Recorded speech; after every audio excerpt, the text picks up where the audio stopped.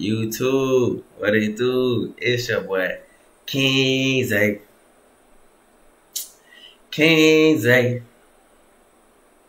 Back with another reaction video, man. And today, man, I got a very special piece of content for y'all.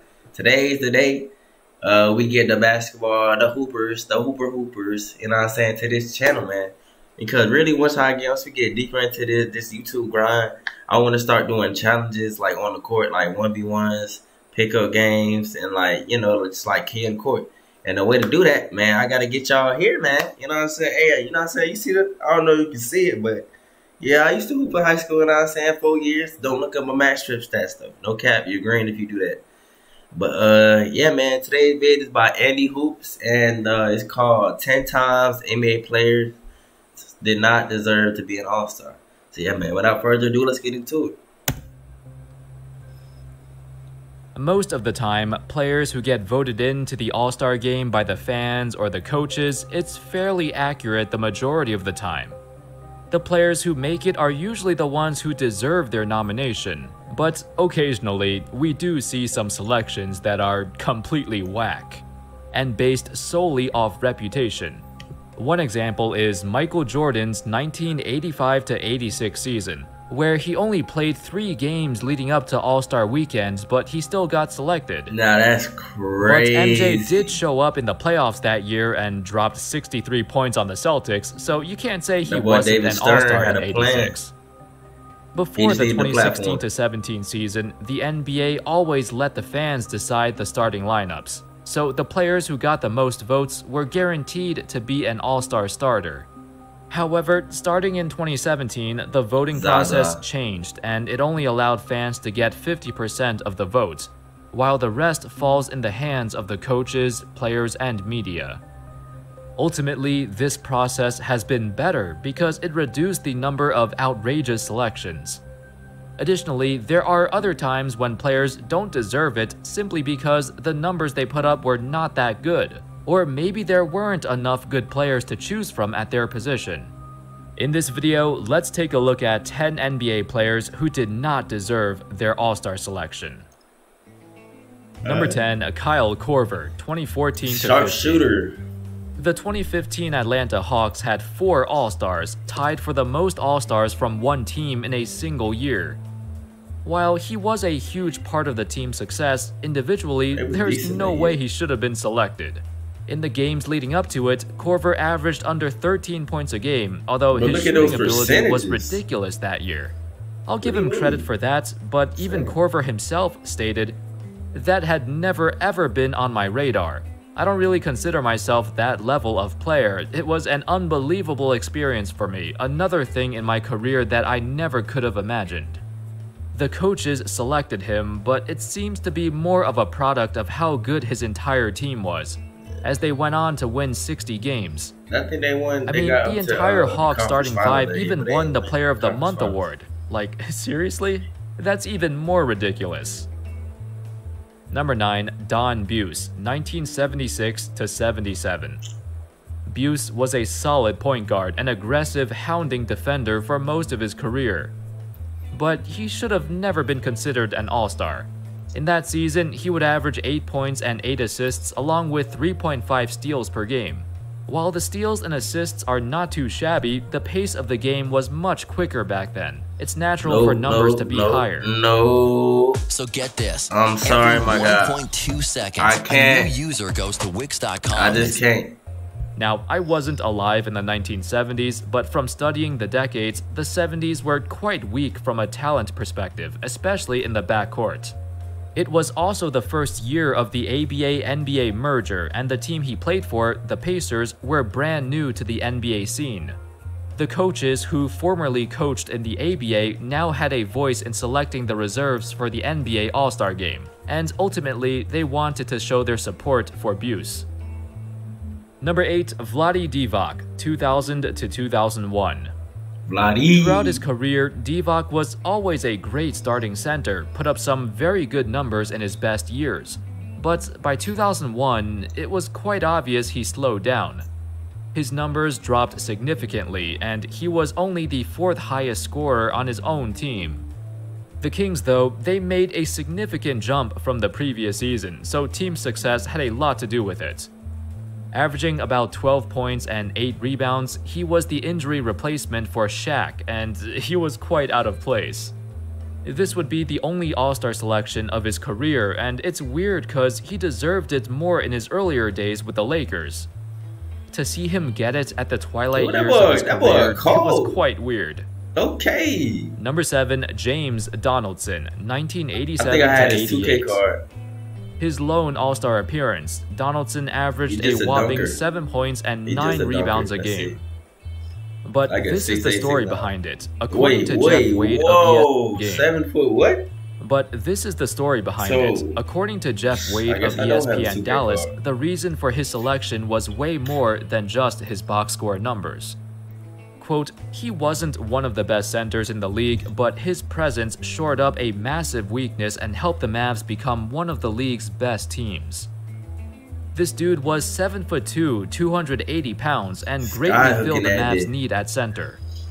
Keep in mind, this was the same year when the Mavs were 1 game away from reaching the NBA Finals, and the importance of Donaldson showed greatly in the playoffs.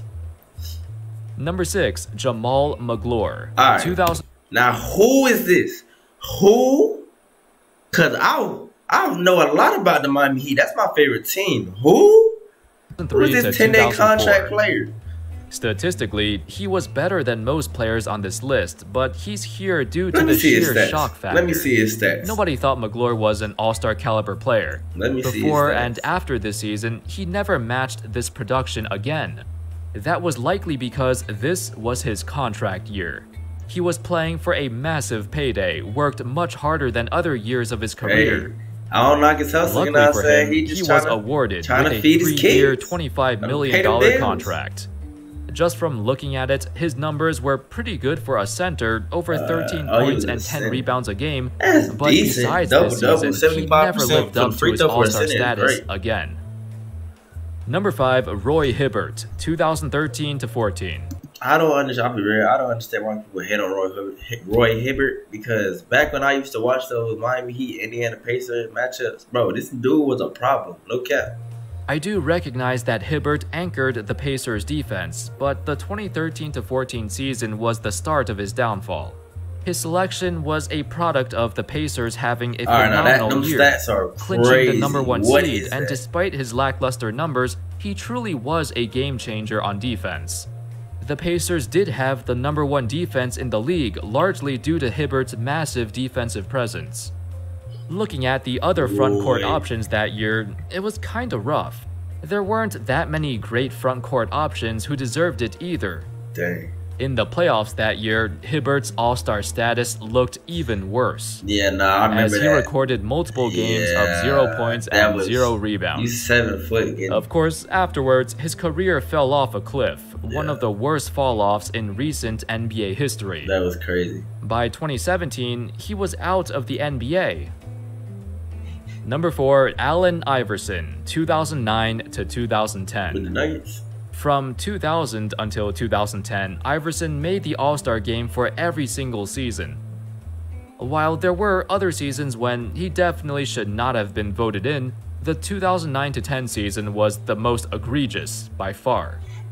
He only played 25 games by the All-Star break, 28 games for the entire season, yet he was voted in as a starter for the Eastern Conference. I think it was his last year, right? Obviously, at this point, the voting still relied on the fans 100%. It's obvious why he got voted in. The critics were plenty, and Iverson got his fair share of negative remarks about how he did not deserve this selection, and that he should not attend All-Star Weekend. To those critics, he responded, "The way I look at it is, what should I do? Should I worry about what those people say or concentrate on the million-plus people that voted for me? To me, it's a no-brainer. My fans want to see me play, and they have the right to put in who they want to put in the game." Yeah, facts. And you know what? He's absolutely correct. He was still incredibly popular. The fans still loved him, even though his game fell off. This was also his final season in the NBA. Exactly. Even though he didn't formally announce his retirement, we all knew his career was coming to an end. The All-Star nomination was the last hurrah for the iconic superstar, except he was injured and did not even participate, so that sucked. Number 3, Kobe Bryant, 2013-14. Let's hit a reason. 6 games.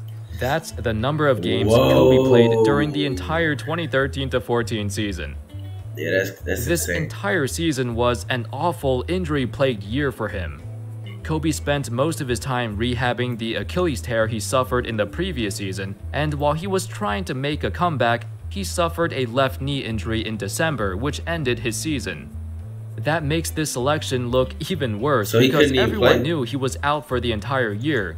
It was a complete disaster, but obviously Kobe was still Kobe. Hey man, Similar to the vein of Allen Iverson, Kobe still got easily voted in as a starter. But unlike AI, Kobe knew he did not deserve it that year. And it was this selection that prompted the NBA to change the All-Star voting process in the near future, which they eventually did. Number 2, Yao Ming, 2010-2011. Instead of 6 games, Yao only played 5 games, and 5 games, bro. 5 games. Wait, all right. So 6 games for Kobe. I forgot how many the other dude, but 5 games. Still got nominated. But he's 7-7. I want to see that. It's no surprise why. I mean, he's arguably just as popular as Kobe and AI. I'm trying to see that in all. What happened was, in the beginning of the season, the Rockets said that they would limit Yao to only 24 minutes per game. Previously, he sat out the entire season due to a hairline fracture in his foot, so coming back was a tough task. But the Rockets were hopeful that Yao could recover. Unfortunately, that experiment failed. This time, he suffered a stress fracture in his left ankle. November 10, 2010 was the last game Yao would play in the NBA. And at number 1, Grant Hill, 2000-2001.